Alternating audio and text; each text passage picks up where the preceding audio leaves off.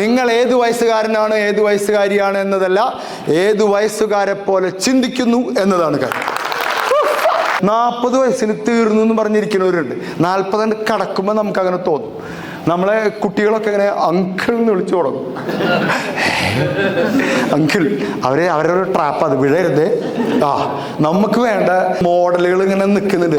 62 വയസ്സുള്ള മോഹൻലാൽ 62ാമത്തെ വയസ്സിൽ ആ മനുഷ്യൻ ഒരു ജനലിൻ്റെ ഉള്ളിൽ കൂടെ ചാടിയപ്പോൾ അതിന് കൈയടിച്ചത് 15 വയസ്സുള്ള പിള്ളേരാ. മനസ്സിലാക്കണം. ഏതാ പടം? തുടരും. പിന്നെ ആ മനുഷ്യൻ ഒരു മാല ഇട്ടിട്ട് ഇങ്ങനെ വന്നില്ലേ, വിൻസ്മേരോ പരസ്യമൊക്കെ കണ്ടോ?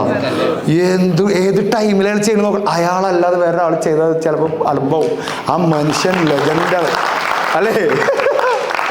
62 വയസ്സ്. 74 വയസ്സുണ്ട് മമ്മൂട്ടിക്ക്. ഇപ്പോഴും ആ മനുഷ്യൻ, ഇപ്പോഴും കേരളത്തിൽ മമ്മൂട്ടി മോഹൻലാൽ എന്ന് പറഞ്ഞാൽ ഇത് തന്നെയല്ലേ?